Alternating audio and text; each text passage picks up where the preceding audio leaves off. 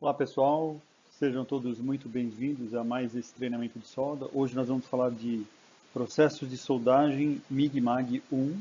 Esse é o nosso primeiro treinamento de processos de soldagem.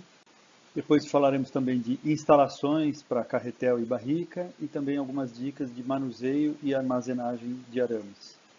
Eu sou Mauro Apolinário, da BBA Engenharia de Aplicações. Dentro do tema soldagem MIG-MAG 1, nós falaremos sobre princípios de funcionamento, equipamentos, parâmetros e gás de proteção. Na parte de instalações, a gente vai falar de acessórios para barricas e instalações de carretéis.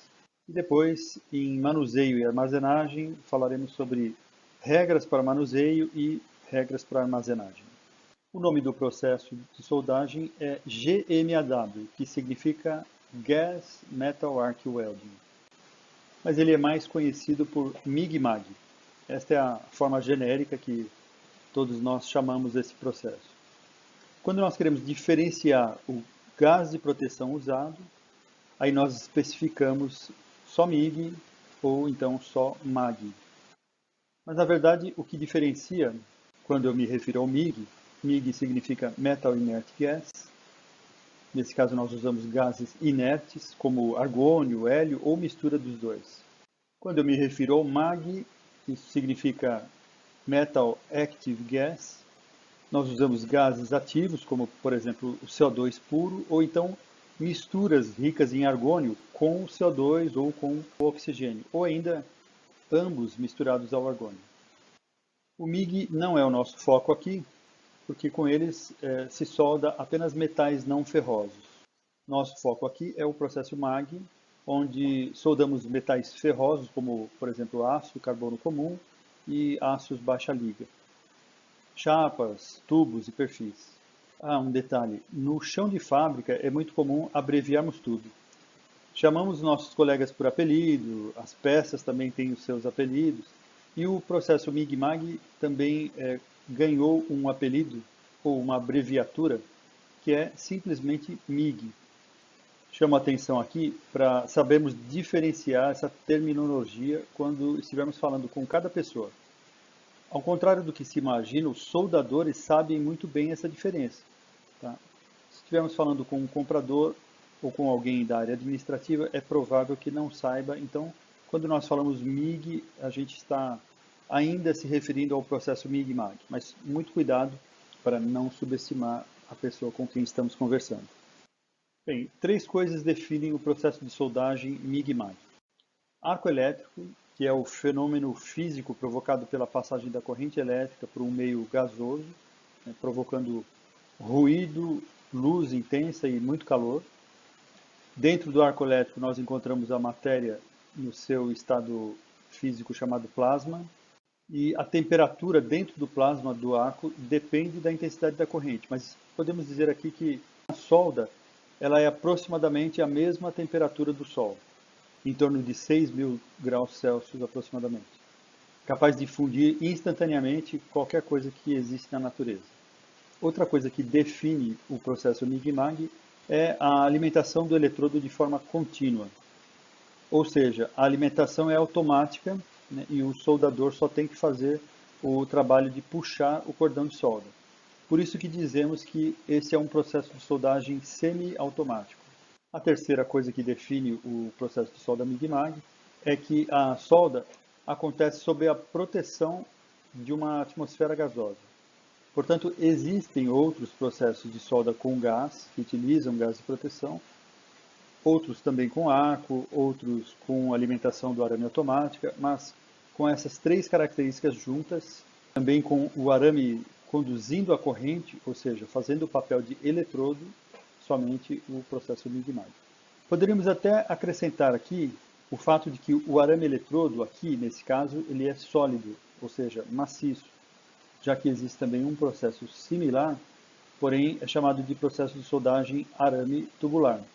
No processo de soldagem arame tubular, o arame não é maciço, mas ele é um mini tubo que tem um fluxo interno que faz a função parecida com a do revestimento do eletrodo revestido.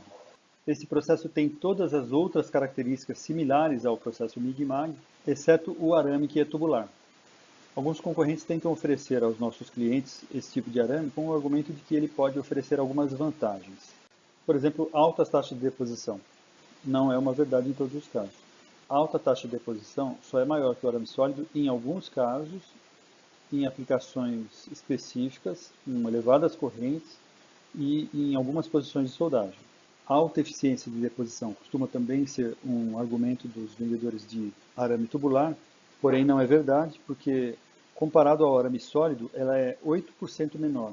Experiências que nós fizemos em laboratório mostraram que o arame tubular FluxCore tem 86% de eficiência de deposição, enquanto o arame sólido tem 94% de eficiência. O arame tubular, além dos respingos, ele tem também a escória, enquanto o arame sólido tem perdas apenas por respingos. Maior custo-benefício. Esta informação, na grande maioria das vezes, não se comprova e o cliente acaba voltando ao uso do arame sólido. O arame tubular ele é mais caro e ele tem menor eficiência. Então, para cada 10 kg de arame que você compra, você transforma apenas 8,6 kg em solda. O arame tubular FluxCore exige que você tenha um tempo gasto com a limpeza da escória, entre outras coisas. Mas é um assunto para outro treinamento.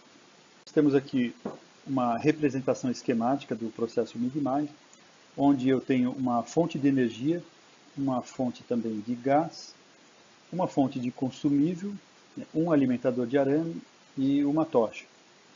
A tocha representada aí pelo cabo preto, por onde o arame é conduzido junto com o gás até a solda. Eu também preciso de um cabo negativo, representado aí pelo cabo vermelho, conectado à peça, e também de um cabo positivo, representado aí pela cor azul, ligado da máquina até o alimentador, sendo que ele é que passa a corrente elétrica para o arame, comparável a uma pilha com cabos e uma lâmpada. Aqui no nosso processo de solda, a máquina de solda fornece energia e os cabos conduzem. E a ponta do arame seria comparável ao filamento da lâmpada, que vai aquecer pelo efeito Joule da corrente. Os 4 principais parâmetros de soldagem são intensidade de corrente elétrica, cuja unidade é o ampere, a velocidade de alimentação do arame, a unidade é metros por minuto. Essas duas grandezas, elas andam juntas. Elas são ajustadas no mesmo equipamento e na mesma chave. Conforme o tipo e modelo de máquina, em algumas é um dial, outra um botão, outra uma chave. Só lembrando que a corrente e a velocidade do arame são grandezas diretamente proporcionais. Quando eu ajusto uma, eu automaticamente ajusto a outra também. Nesse gráfico aqui embaixo, nós vemos uma coisa preparada pelos fabricantes de máquinas de solda, que é a curva estática da máquina. Cada máquina já está pré-ajustada à velocidade de cada bitola do arame, para cada corrente. Ou seja, não tem como você ajustar a corrente sem mexer na velocidade do arame, e vice-versa. Okay? O outro parâmetro elétrico é a tensão de arco. E se essa tensão é do arco, ela só existe quando se está soldando, quando existe arco elétrico. Então, esses 3 parâmetros são parâmetros elétricos que são ajustados todos no equipamento, sendo que intensidade de corrente elétrica e velocidade do arame são ajustados sempre simultaneamente. O 4º parâmetro é a vazão do gás de proteção, cuja unidade é litros por minuto. Normalmente é ajustado em um desses aparelhos. No caso de cilindro de gás, existe um medidor de vazão apropriado. No caso de gás em cilindros, é comum o fluxômetro ser desse modelo. O manômetro indica a pressão do cilindro e o fluxômetro de bilha indica a vazão ajustada. No caso do gás ser distribuído em rede internamente na fábrica, se mede a vazão com um fluxômetro instalado em cada posto de soldagem. Existe também um medidor portátil chamado bibímetro, que é para se medir manualmente a vazão real lá no bocal. Alguns detalhes sobre cada parâmetro. A corrente elétrica é o fluxo de elétrons passando por um condutor. A sua unidade é o ampere. A corrente pode ser contínua ou alternada. Na corrente alternada, ela oscila a polaridade entre o negativo e positivo, 60 vezes por segundo. É o que nós chamamos de frequência. A corrente que entra na máquina de solda é alternada.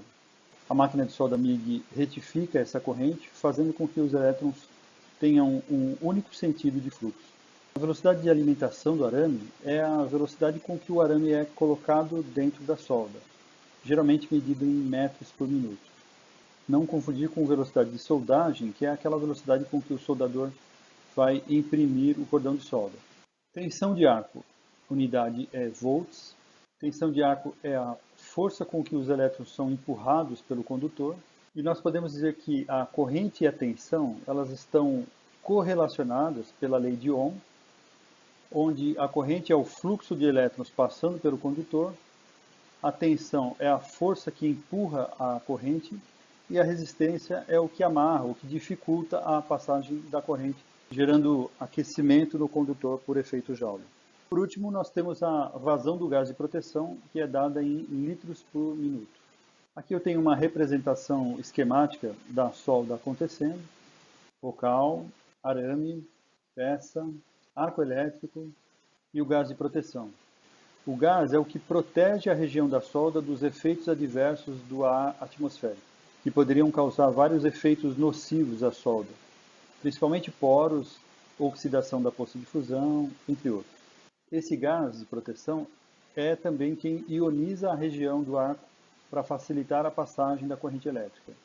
A vazão recomendada é em torno de 15 litros por minuto, e ela depende do ambiente. Se for em ambiente muito ventilado, deve-se aumentar um pouco essa vazão para garantir uma boa proteção na solda. Nós elegemos aqui dois representantes dos gases de proteção, dois mascotes. Nós temos o GI, que é o gás inerte. A sua função, então, é proteger a poça de fusão e facilitar a passagem da corrente elétrica. E o GA, que é o gás ativo, que tem a função de reagir quimicamente com a poça de fusão, gerando calor, uma reação exotérmica, e provocando um arco mais agressivo, com mais respingos e maior penetração na solda. Essa aqui é uma ilustração de vários cordões de solda, cada um com um tipo de gás, feito numa peça de aço carbono, só para ilustrar o efeito que cada um produziria. Vejam que o argônio puro produziria um cordão com pouca penetração nas bordas e um finger no centro. Portanto, o argônio puro não é utilizado em soldagem de aço carbono no processo MIG-MAG. Mistura de argônio com oxigênio, até uns 5% de oxigênio, tem algumas aplicações, mas ainda não é o mais usado. Nas caldeirarias, onde se usam chapas mais grossas, usa-se em larga escala o CO2 puro, que produz maior penetração na soldagem. Misturas ricas em argônio são muito utilizadas na indústria automotiva e em chapas finas em geral, onde um cordão de solda aparente no produto final e o acabamento é um requisito do cliente. O hélio e misturas de argônio e hélio não são utilizados para soldagem de aço carbono. Instalação de barricas. Temos aqui uma representação esquemática de uma célula robotizada e uma barrica instalada da forma recomendada do lado de fora da célula. Assim, o setup de troca da barrica não atrapalha a soldagem. E vejam que ela está instalada com o conduíte separado em duas partes. Uma parte fixa do lado externo da cabine e uma parte móvel do lado interno, que irá se movimentar juntamente com o robô. O conduíte que sai da barrica não pode sofrer nenhuma movimentação para não causar desbobinamento do arame internamente. Qualquer espira de arame solta dentro da barrica poderia causar um laço e provocar a parada na alimentação do arame. Esta é, portanto, a instalação recomendada para barricas em células automáticas com robôs. Bom, nos acessórios, vamos iniciar falando dos acessórios das barricas, do PAC Belgo. São necessários carrinho, campânula. Os apelidos aqui para esse acessório são os mais variados, como chapéu de bruxa, cone, entre outros. Conduíte, e cuidado pessoal para não errar o nome desse acessório, tá? Não é canduíte, e sim conduíte. E o balancinho, chamado também de gancho ou dispositivo de içamento. Lembrando vocês aqui que estes acessórios todos é o cliente que compra, ok? Esse modelo de carrinho é o que a BBA desenvolveu junto com uma empresa especialista em carrinhos. Mas ele é tão fácil de fabricar que qualquer soldador com o mínimo de conhecimento em serralheria é capaz de fabricá-lo. Nós temos o desenho dele e, caso alguém precise, é só avisar. Para a campânula, existem dois modelos diferentes. Uma para barricas de 280, 140 e 150 quilos, que tem o mesmo diâmetro, e outra para barrica de 300 quilos, que tem o diâmetro um pouco maior. O conduíte é formado por um conjunto de componentes. Ele tem dois terminais nas extremidades, que são prensados e, portanto, só pode ser montado na fábrica, por isso é sob encomenda de tamanho. E em cada extremidade ele tem um adaptador. Numa das extremidades, o adaptador será montado na campânula e na outra extremidade, o adaptador será montado na máquina de solda ou no alimentador de arame. Em breve nós teremos também novidades nesse acessório, aguardem. O balancim é um acessório que nós recomendamos que seja fabricado por uma empresa com capacitação para fabricar equipamentos de elevação de carga. Isso é muito importante porque o fabricante precisa cumprir algumas regras para que o equipamento esteja dentro das especificações, dimensionamento, normas, etc. Tudo isso para evitar acidentes. Por isso, a nossa recomendação é sempre que o cliente siga essas orientações e, de preferência, que as nossas recomendações sejam feitas por escrito ao cliente. A forma correta de se fazer o içamento de uma barrica deve ser sempre utilizando-se os 4 furos para se evitar acidentes. Estes anéis, no passado, eram acessórios e se tornaram parte do pack belgo atualmente. O cliente recebe a barrica já com eles montados internamente, não necessitando de nenhum manuseio antes da utilização do arame. É importante que todos saibam que eles devem estar dispostos desta forma durante todo o tempo de uso do arame. Nós vimos aqui apenas uma representação esquemática. Aqui eles estão em imagem real. Temos o anel intermediário fabricado em poliestireno e também o anel de trabalho fabricado em arame, ou também chamado de anel aramado. E esta é a forma como eles chegam no cliente. O cliente não tem trabalho nenhum de manuseio, é só soltar aquela barrinha metálica ali, cortar a ponta do arame e utilizar. Instalação de carretéis. Acessórios. Existem dois tipos de carretéis, o carretel plástico e o carretel metálico, que chamamos de carretel Stein. O carretel metálico ele precisa de um adaptador para montagem na máquina de solda. Nós temos um vídeo sobre a instalação do carretel metálico no canal Belgo BKF Solda no YouTube. Em breve nós teremos também novidades aqui nesse acessório. Manuseio e armazenagem. Regras para manuseio. Bem, regras para manuseio, algumas podem parecer óbvias, mas é importante citar. Não se deve rolar a barrica quando ela estiver cheia de arame. Também não inclinar a barrica, as espiras podem se deslocar e causar um embaraçamento. Não empurrar com o garfo da empilhadeira. Infelizmente os empilhadores não são treinados para isso. E como fazem isso com tambores de óleo, eles costumam fazer também com as barricas, que por ser de papelão, perfura e acaba perdendo o arame.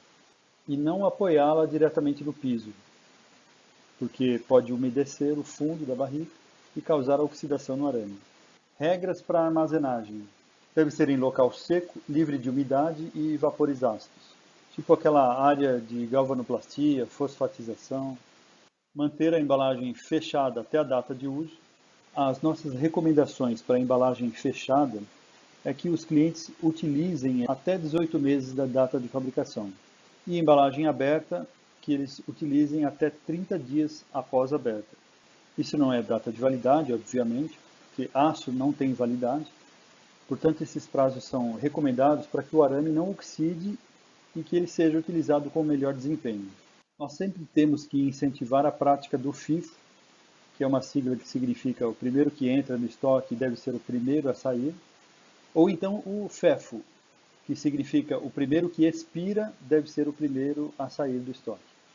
Essa forma, como estamos vendo aí, é a forma correta de armazenamento horizontal, sempre com pallets, mantendo o filme plástico nas barricas, retirando o plástico apenas daqueles que está sendo usado. Só lembrando que essa forma de armazenar dificulta a prática do FIFO e FEFO, porque você não tem acesso e nem visão das datas de fabricação em todos os pallets. O que não se pode empilhar? Bem, para armazenamento horizontal, o importante é não empilhar os pallets. Sem exceção, pallet sobre pallet é proibido. E nem as barricas grandes podem também ser empilhadas uma sobre a outra. O que se pode empilhar? Apenas no pallet de barricas menores que 150 kg, as barricas podem ser empilhadas da forma como elas são fornecidas. A forma correta para armazenagem vertical é sempre se usar a prateleira porta-pallet. Essa forma de armazenagem permite a prática correta do FIFO e FEFO e você tem acesso a qualquer pallet do estoque. E também permite que você tenha visualização das identificações feitas em cada pallet, conforme as datas de fabricação e recebimento. Isso serve para todos os tamanhos de barrica e também para carretéis de MIG ou de arco submerso. Bem, chegamos ao fim de mais um treinamento. Muito obrigado pela atenção de todos.